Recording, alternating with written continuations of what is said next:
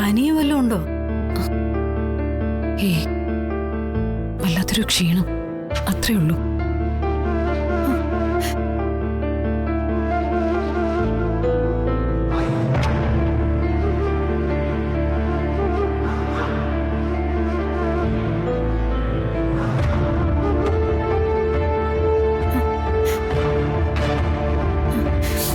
മോളെ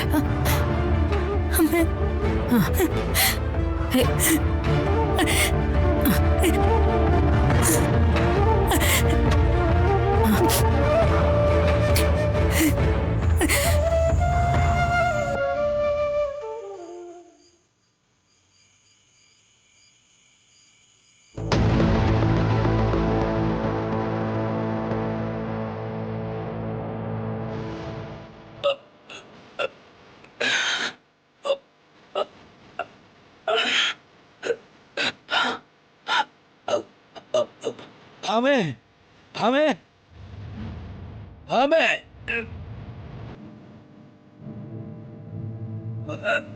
ഭാമേ.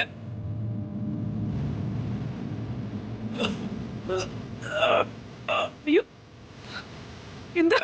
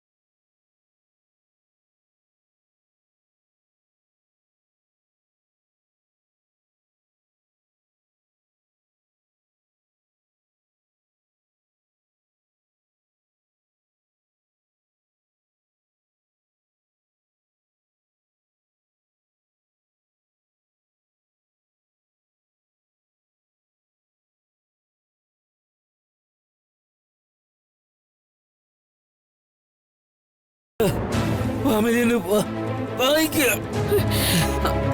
ഭാമേ, പറ, ഒന്നും ആലോചിക്കണ്ടോ? എന്നെ രക്ഷിക്കാൻ അവളെ കൊണ്ടേ പറ്റൂ. നീ പറ ഭാമേ, അവളോടെ എനിക്ക് തീരെ വയ്യെന്ന് ഞാൻ തന്നെ പറ.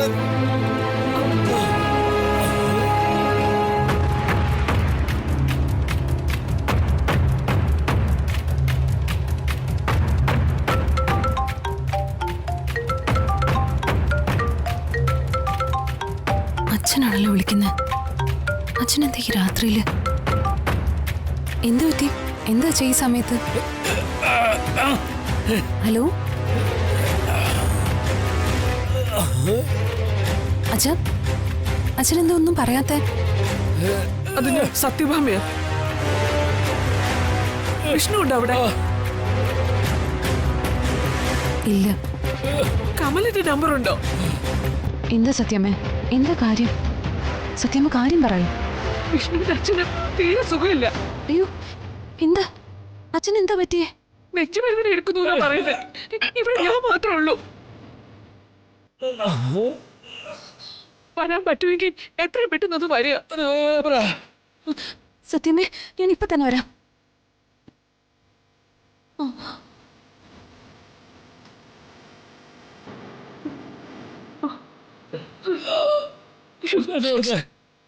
അവിടുന്ന് പറഞ്ഞത് അങ്ങോട്ട് വരും വരും, രാഘവേട്ട വരും.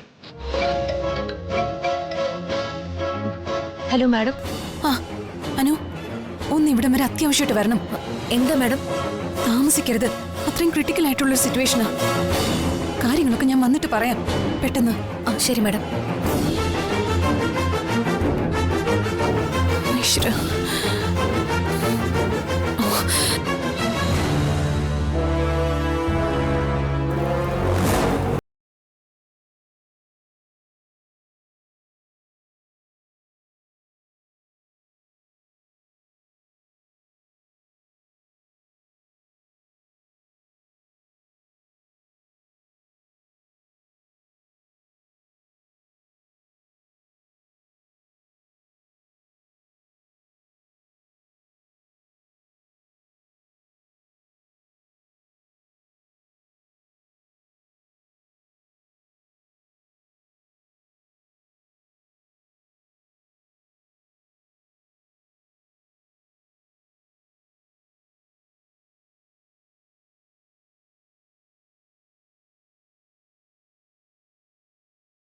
വിഷ്ണുവേട്ടൻ കൂടെ ഉണ്ടോ?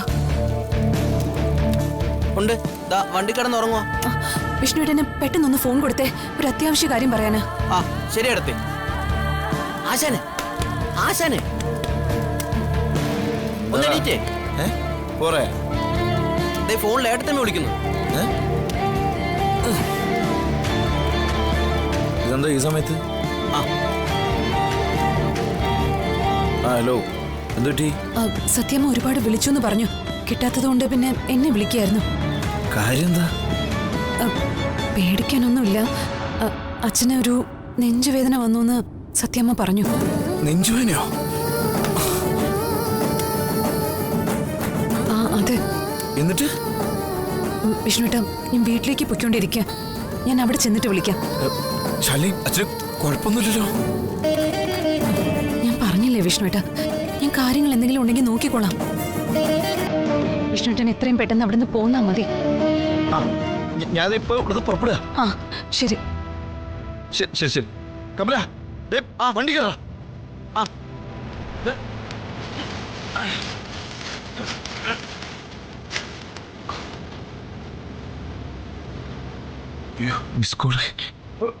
എന്താ ആശാനെ പ്രശ്നം? ഏട്ടത്തമ്മ ഈ സമയത്ത് വിളിച്ചത്? അച്ഛന് പെട്ടെന്നൊരു നെഞ്ചുവേന. നമുക്ക് എത്രയും പെട്ടെന്ന് അവിടെ എത്തണം. അയ്യോ,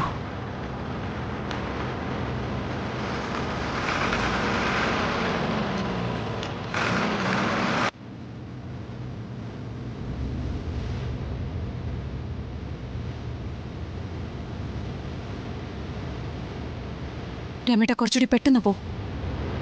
ശരി വാ.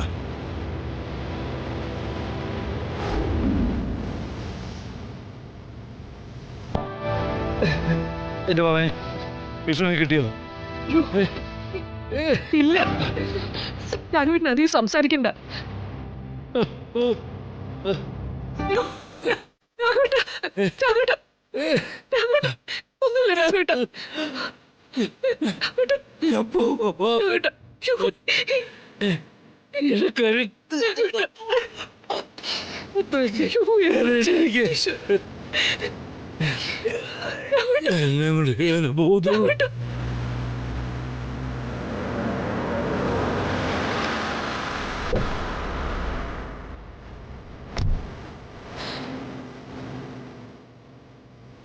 കാറിന് ശബ്ദം കേട്ടിട്ട്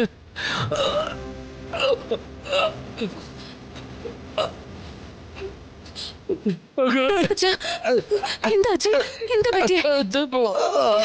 അച്ഛനൊന്നും പറയില്ലേ. അച്ഛനൊന്നും പേടിക്കണ്ട, ഒന്നും സംഭവിക്കില്ല. ഞാനുണ്ടാവും. അച്ഛൻ എഴുന്നേറ്റ് പോ.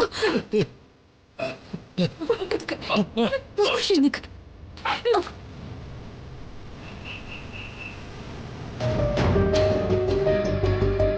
ശാലിനി, ശാലിനി, ഇവിടെത്തോട് പോയി? ശാലിനി, അത് ശരി, ആളിവിടെ ഇല്ലേ?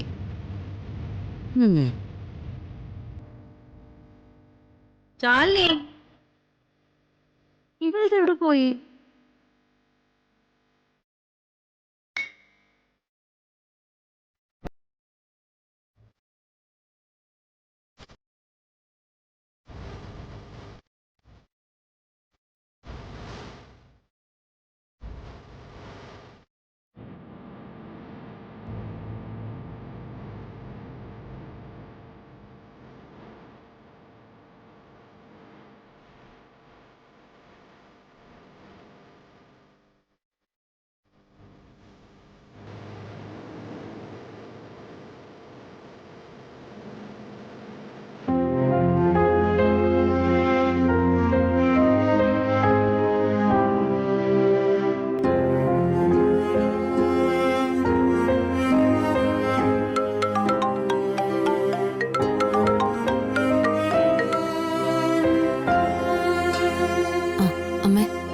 ആ മോളെ, നീ ഇതെവിടെയാ?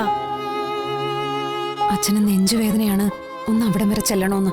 അയ്യോ, രാത്രി തന്നെ രാമേട്ടനെ വരുത്തി അച്ഛനെ കൊണ്ട് ഹോസ്പിറ്റലിൽ വന്നു. തലയൊന്ന് ഇടിച്ചിട്ടുണ്ട്, അത് വീണപ്പോ സംഭവിച്ചതാ. അയ്യോ, സ്കാൻ ചെയ്യണം, പിന്നെയും കുറച്ച് ടെസ്റ്റുകൾ കൂടിയുണ്ട്. നിനക്ക് എന്നെ ഒന്ന് വിളിക്കാൻ പാടില്ലായിരുന്നോ? ആ സമയത്ത് അമ്മയുടെ ഉറക്കം കൂടി കളയണ്ടല്ലോ എന്ന് കരുതി. ഓ, പിന്നെ അമ്മയെ വിളിക്കുമ്പോ കുട്ടികൾ ആരെങ്കിലും ഉണർന്നാ പിന്നെ അവരെയും കൊണ്ടുവരേണ്ടി വരും. അപ്പൊ വിഷ്ണു ഇല്ലേ സ്ഥലത്ത്? ഇല്ലമ്മേ, വിഷ്ണുവേട്ട ഉണ്ടായിരുന്നെങ്കിൽ ഇപ്പൊ കുഴപ്പമില്ലായിരുന്നു. ആ, ഇത് അച്ഛന് തീരെ വയ്യാതായി. ഞാനും കൂടി വന്നില്ലായിരുന്നെങ്കിൽ പാവം ഇപ്പൊ തന്നെ വല്ലാണ്ട് പേടിച്ച അവസ്ഥയില. ഇപ്പൊ സത്യാമ്മയുടെ ആദർശവും തന്റെ ഒക്കെ എവിടെ പോയി? ഒരാളുടെയും സഹായം വേണ്ടെന്നല്ലേ പറയാറ്, പ്രത്യേകിച്ച് നിന്റെ. എന്നിട്ട് ഇപ്പൊ ഒരാവശ്യം വന്നപ്പോ ആരാ ഉണ്ടായത്?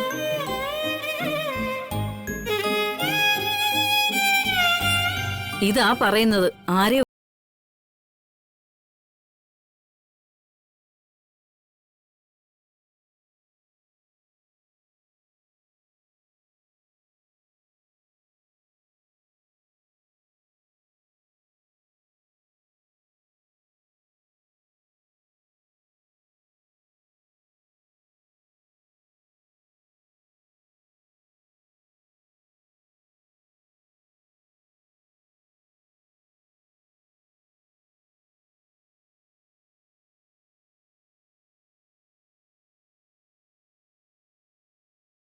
ശരി.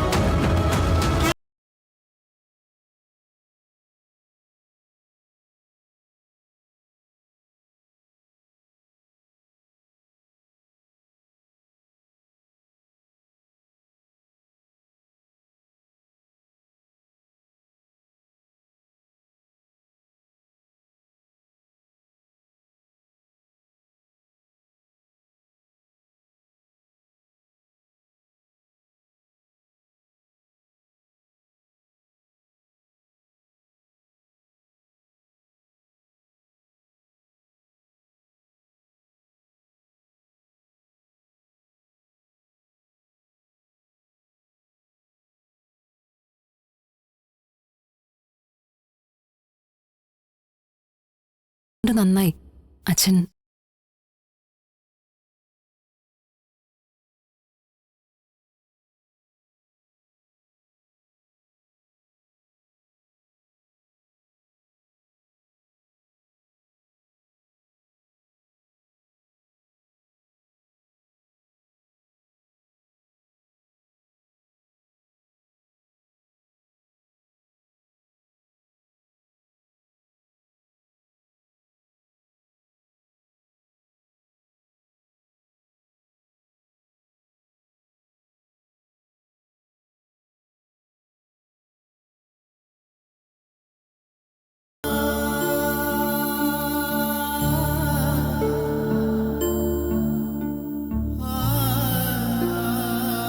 ഇന്ന് പിന്നെ ഞാൻ ഇറങ്ങട്ടെ.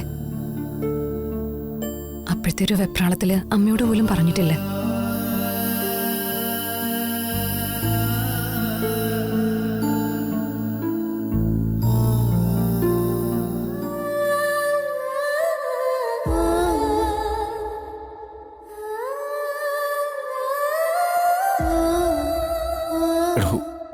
എല്ലാത്തിനും ഒരുപാട് നന്ദിയുണ്ട്.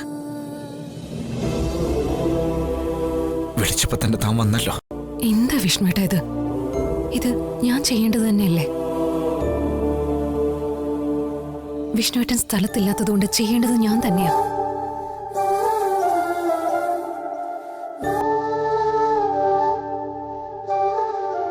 ഇതാ അമ്മ എടുത്തില്ലേ? ആ, അതാ വരുന്നു.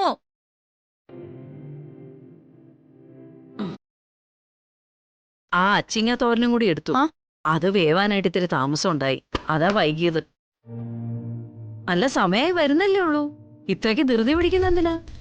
അതെ, അമ്മയുടെ കളക്ടർ മോളെ പോലെ എനിക്ക് സർക്കാർ വാഹനമൊന്നുമില്ല. റോഡിൽ ഇറങ്ങി നിന്ന് ഏതെങ്കിലും ഓട്ടോയ്ക്ക് കൈ കാണിച്ചാലേ ഇവരെ സമയത്തും കാലത്ത് സ്കൂളിൽ എത്തിക്കാൻ പറ്റൂ. ഓട്ടോ എങ്ങാനും കിട്ടാൻ വൈകിയാലേ ഇവരെ സമയത്ത് സ്കൂളിൽ എത്തിക്കാനും പറ്റില്ല. നീ ഇങ്ങനെ എല്ലാ കാര്യത്തിനും കുറ്റം കണ്ടുപിടിച്ച് സംസാരിക്കില്ലേ ശ്യാമേ. അവനവന്റെ വീടല്ലേ, എല്ലാരും കൂടി ഒന്നിച്ച് നിന്നാലല്ലേ എല്ലാ കാര്യങ്ങളും സമയാസമയത്ത് കൃത്യമായിട്ട് ചെയ്യാൻ പറ്റൂ. ഇതിപ്പോ ശാലിനി ഇല്ലാത്തോണ്ടല്ലേ, അല്ലെങ്കിൽ അവള് കൊണ്ടുപോയിക്കോളൂല്ലോ പിള്ളേരെ. അല്ലെങ്കിലും അമ്മയ്ക്കിപ്പോ എന്നോട് പഴയ പോലെ സ്നേഹവും കാര്യമൊന്നും ഇല്ലെന്ന് എനിക്കറിയാം. ആ എന്റെ ഗതികേട്, അല്ലാതെന്ത് പറയാനാ. ദേ മോളെ, നീ അതും ഇതും പറഞ്ഞു നിൽക്കാതെ പിള്ളേരെയും കൊണ്ട് പോവാൻ നോക്ക്. വെറുതെ ഒന്നും രണ്ടും പറഞ്ഞ് വഴക്കിടുന്നത് നീ ഇപ്പൊ പതിവാക്കിയിട്ടുണ്ട്. വാ മക്കളെ വാ.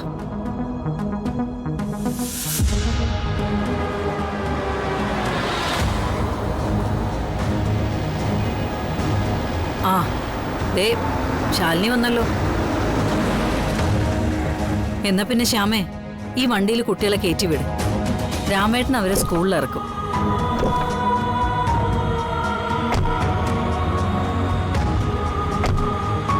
ഇവരെ ഈ വണ്ടി കയറ്റിവിടാനാണോ? എന്താ കുഴപ്പം? എങ്കിൽ പിന്നെ എനിക്ക് ഇവരും കൊണ്ട് അവിടം വരെ പോകേണ്ടി വരില്ലല്ലോ. രാമേട്ട, കുട്ടികളെ ഒന്ന് സ്കൂളിലേക്കല്ലേ, ഞാൻ ആക്കിയേക്കാം. ആ ബാഗ് എടുത്തു. ബാഗ് ടാറ്റാ.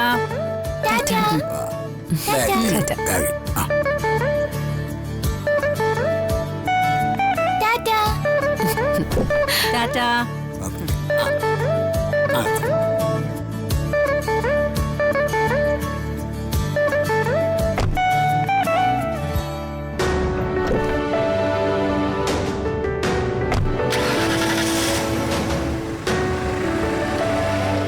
അയ്യോ, കറി അടുപ്പത്തിരിക്കുക, ഞാൻ മറന്നു. ഞാൻ പോട്ടെ. കുഞ്ഞേച്ചി ഒന്ന് നിന്നേ, എനിക്ക് കുറച്ച് കാര്യങ്ങൾ പറയണം.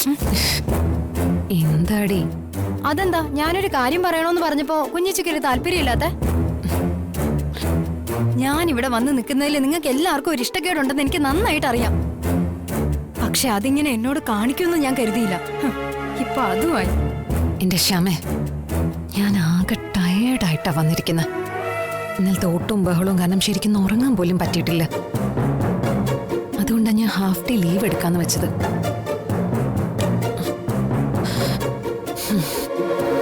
പറ, എന്താ നിന്റെ?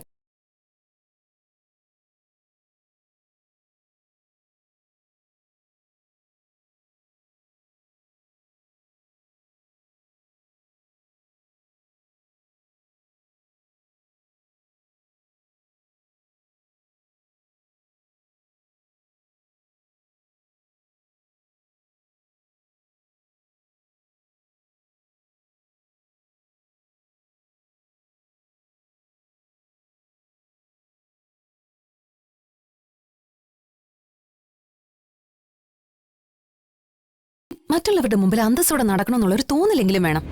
ഇതിപ്പോ ഒന്നും ഇല്ലാത്തവന്റെ അടുത്ത് ഏത് രീതിയിലാ കാര്യങ്ങൾ പോയെന്ന് അവതരിപ്പിക്കാം. ഇനിയിപ്പോ കാര്യങ്ങൾ പറഞ്ഞാൽ തന്നെ നിന്നെ അവൻ നല്ല മനസ്സോടെ സ്വീകരിക്കുന്ന എന്താ ഉറപ്പ്? രോഹിത് എങ്ങനെയാ കുഞ്ഞേച്ചി ഇങ്ങനെ ആയത്? ഇപ്പൊ ഒരുപാട് കുറ്റങ്ങൾ ചാർത്തുന്നുണ്ടല്ലോ, ഒന്ന് ആലോചിച്ചു നോക്കിക്കേ. എങ്ങനെയാ രോഹിത് ഇങ്ങനെ ആയതെന്ന്? നമ്മളാ ഇങ്ങനെ ആക്കിയത്. അതിലെനിക്കും പങ്കുണ്ട്, കുഞ്ഞേച്ചിക്കും പങ്കുണ്ട്, ദേ ഈ നിൽക്കുന്ന നമ്മുടെ അമ്മയ്ക്കും പങ്കുണ്ട്. എല്ലാം നഷ്ടപ്പെട്ടവളെ പോലെ എനിക്കിങ്ങനെ ജീവിക്കേണ്ടി വന്നതിലും മറ്റാർക്കും അല്ല പങ്ക്, നിങ്ങൾക്ക് തന്നെയാ. സത്യങ്ങളെല്ലാം രഹസ്യമായിട്ട് തന്നെ ഇരിക്കണമെന്ന് ഞാൻ പറഞ്ഞതേ ഇതെല്ലാം മുൻകൂട്ടി കണ്ടുകൊണ്ട് തന്നെയാ. ഏത് രഹസ്യവും മനസ്സിലിട്ട് കൊണ്ട് നടക്കാൻ ഒരു പരിധിവരെ നമുക്ക് കഴിയും. പക്ഷെ ആണുങ്ങൾക്കത് സാധിക്കില്ല. പകരം അവര് പ്രതികരിക്കും, ശക്തമായി പ്രതികരിക്കും. അത് തന്നെയാ ഇവിടെ സംഭവിച്ചത്. ശാലിനി, അവനെ പറഞ്ഞ് മനസ്സിലാക്കി നേർവഴിക്ക് നടത്താൻ പറ്റുമെന്നുണ്ടെങ്കിൽ ശ്യാമ പോട്ടെ, പോയി അവനെ നന്നാക്കി എടുക്കട്ടെ. നമ്മളായിട്ട് ഇവളുടെ ജീവിതം കളഞ്ഞെന്ന് പിന്നെ പറയില്ലല്ലോ. ഓ അത് ശരി. അപ്പോ തെറ്റ് മുഴുവനും എന്റെയും രോഹിത്തിന്റെയും ഭാഗത്ത്. നിങ്ങൾ അമ്മയും മകളും ഒരു തെറ്റും ചെയ്യാത്ത പുണ്യവതികളായി. ശ്യാമ, നീ എന്തൊക്കെയാ പറയുന്നേ? നിനക്കിത് എന്ത് പറ്റി? നീ ഇങ്ങനൊന്നും ആയിരുന്നില്ലല്ലോ. ഇനി എന്ത് പറ്റാൻ? നിങ്ങൾക്ക് എല്ലാവർക്കും നിങ്ങളുടെ ജീവിതമൊക്കെ ആയല്ലോ. ഇവിടെ മണ്ടിയായി പോയത് വെറുതെ ഞാനാ. എനിക്ക് കുറച്ച് മനസാക്ഷി ഉണ്ടായിപ്പോയി, അതാ എനിക്ക് പറ്റിയ അബദ്ധം. ഇനിയിപ്പോ എന്തായാലും എനിക്ക് എന്റെ വഴി നോക്കണമല്ലോ.